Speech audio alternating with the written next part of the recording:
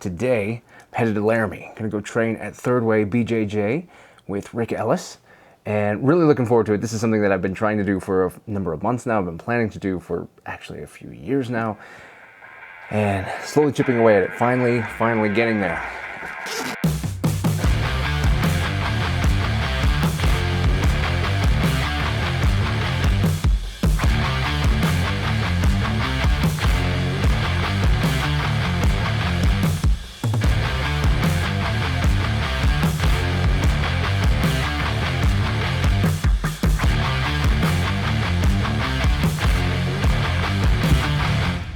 What I'm most excited about is the chance to meet up with somebody who's got just incredible jiu-jitsu experience, but also kind of like-minded with me in a lot of ways, has probably one of the most beautiful YouTube channels I've ever watched in general. Definitely in the martial arts world, it just doesn't exist to have that level of attention put to the quality of the work that's put out. So, really looking forward to doing this, meeting up, creating hopefully a relationship and something that he's only a few hours away. A few hours is something that should be worth doing in order to achieve your goals. And that's something that I'm gonna go do today. I've been in need of a new jiu-jitsu instructor. I need somebody who can guide me through taking myself further than where I am now through various things. I don't have that anymore. So I'm really looking forward to connecting with some people and taking my skill set further. I think the thing that's most exciting to me is just the opportunity to meet some new people in the jiu-jitsu world. Just people I think are gonna be awesome. And I'm really looking forward to kind of expanding that and building some new friendships. First, I need to go put some finish on the dummy. One of my favorite things is getting up in the morning and coming out and just remembering how beautiful nature is. But I don't know if you can see it, but there's also just some deer hanging out. We get all kinds of animals who totally love hanging out in our backyard, and I take that as a good sign of our general demeanor, that if nature wants to be around you, then maybe you're okay. Been working on this for a minute. I'm excited. There's a video on how I've put together what I'm doing here. I didn't build the dummy, but the finish and the look, that's the thing that I've been working on. Going to be releasing that video here soon. Make sure to check that out if you're interested in that sort of thing. I find that just like with your martial practice, the things that you want to become better at, that many small improvements, small ones, but lots of them, is always greater than one big improvement all at once. So as I finish this dummy, I could go in, I could lay a thick coat and just slather the whole thing in and be like, yeah, all right, let it dry. But the finish won't look the same. It won't have the same depth to it. It won't have the same quality and character to it as a whole bunch of small coats applied over time. And I think that it's important that we remember that our journey is built up of a lot of small improvements, not a bunch of or a few really big improvements or really big experiences. I don't need to go to that one seminar to become better. If I just train with this one guy, or I just train this one way, or I just work really hard this one time, never gets it done. But a lot of little tries, a lot of attempts, and building up on those skills, and honestly, a lot of failures, a lot of small improvements, that's what gets us there. So remember, next time you go do something, that a little bit goes a long way, and it's better to get a little for a long time than a lot for a short time. And that's something that has been on my mind a lot lately, in particular with this trip, because with this trip, I want to make sure that what I'm starting is a relationship where this is something that happens often, as often as I can, and it's a two-way relationship we can work through. And rather than just go down for a weekend and expect to learn a whole bunch and change my life, I just want to make sure that I'm building a future that I can follow, that's going to lead to great improvement. So whatever you're doing, whatever you're struggling for, whatever you're striving for, just chip away at it a little by little. Every day make a little bit of progress. And don't worry about whether or not you're making a lot of progress, because you're making more than you think. Let's get on the road.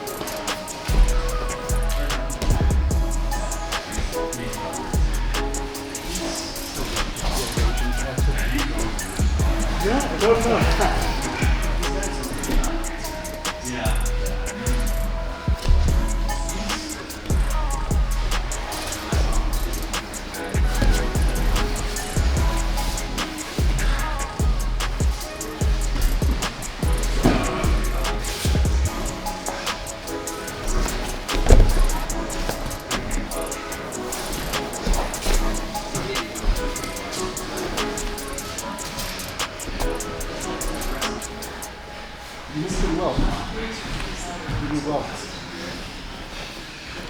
You're not committed to one thing. Can't see your face, so that's good. That's hard to teach. So it's like upstairs from me.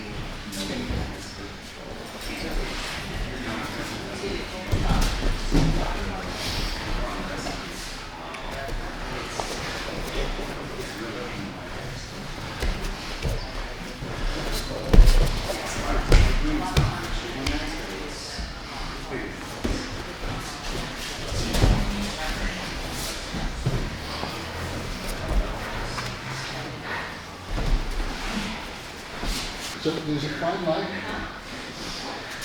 between being active and maybe not allowing the thing you're doing to resolve itself a little further. Like you're trying to do the triangle, but then you're ready to move on to that next thing. But Not holding it long enough, or sometimes you can't pursuing it long enough? pursue it just a little bit longer. Okay. It's important to teach people to let go. But for you, just from what I'm feeling now, you're letting stuff go, but maybe not quite so little. Dial it back just a little bit, especially when you're in a dominant position. So, Ken, how do you approach guard passing? Let's say I'm sitting here, open guard. What's your strategy? My first strategy would be Okay. never stick these in. Do a lot of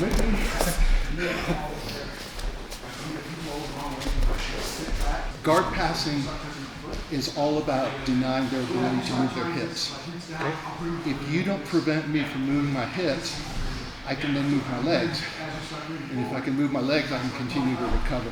If I'm passing your guard, you're kind of doing this, you know, and then trying to maybe get past. But just try to move your hips. Just keep moving your hips. I'm going to keep trying to pass your guard.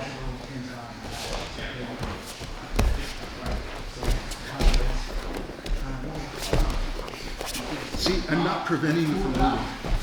If I can't prevent you from moving, it's pretty hard. I can maybe outspeed you if I'm faster, but that's not a real viable strategy. So let's do this again. I'm going to pass your guard. Okay?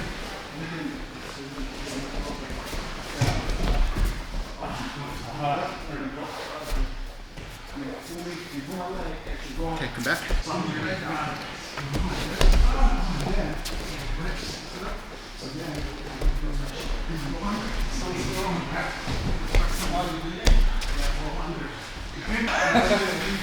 What did you feel was the difference there? The first thing I felt was the anchor. Instead of being out here, your pressure was way above, so you were heavy on your contact. Yes. So I pinned that section immediately. Yeah. And then you were able to move freely while I was. Well, you weren't able to do it. Yeah. I need to be able to move, and I need to be able to prevent you from moving.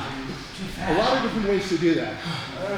Generally, the way I do it, because I think your speed is I'm going to lock either at the knees.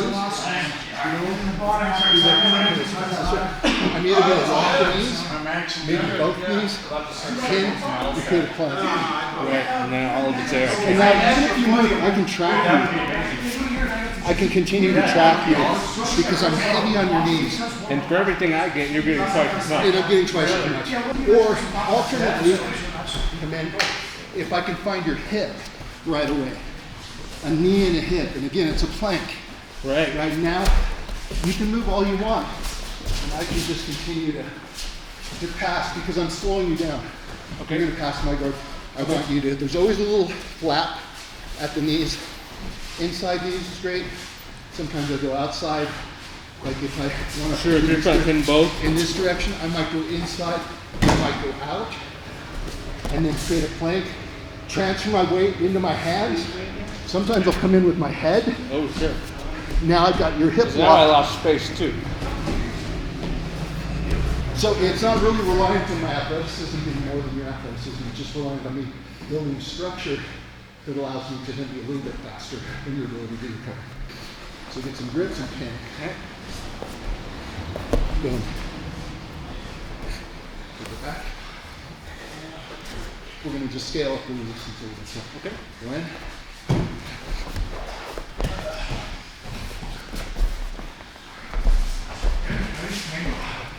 Look where my knee is. Yeah, I don't have it down. My knee's up. And Leslie, I'm up too. So let's reverse it. Okay. Look at. I need to get your knee down. I can even put my weight on it. Now you come through. So this is the entire game. Right. This knee line. If I'm able to move my hips, you're doing something wrong with the knee line. You're not pressuring enough. So get a grip, pin, and flank out. There you go. This is immediately much harder. I need to go to a different strategy, right?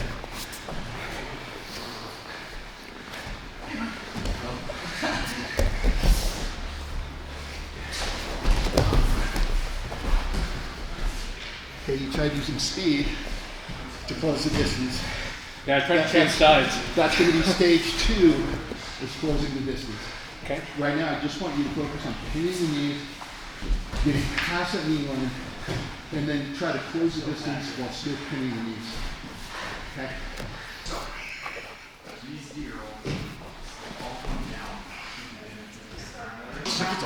So you're working on your open guard or passing? I'm working on turning over.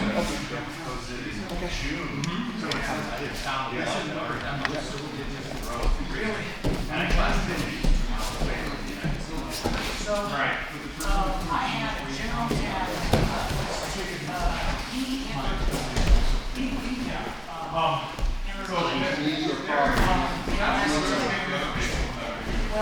My general tab was just like a drop of power. It was my first shoot out. Heavy on that top. I'll go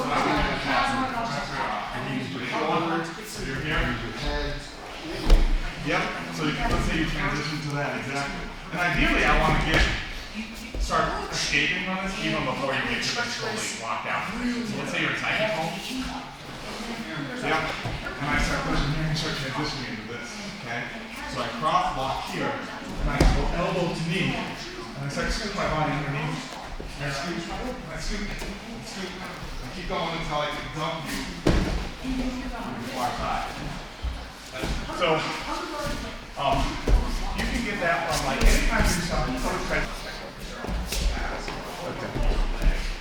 All right, so Let's talk about steering ribs a little bit. Come in and push it. Kind of, I like to push it toward their face because it is annoying. It's annoying. This stuff, we need to just strip. So it's here. One's over, one's under. Take out the slack. Two-way motion. And we come out. And then we come in. Okay. So. Is that how you break it? I do either one. If I can't go up and down because they rock climb or something, Okay. I go here and then I go film, just out of the way. Oh, sure. Kind of get a little peel in there too. I don't like, I'm not squeezing it and trying to hurt them. I'm just, their grip breaks if you push the thumb.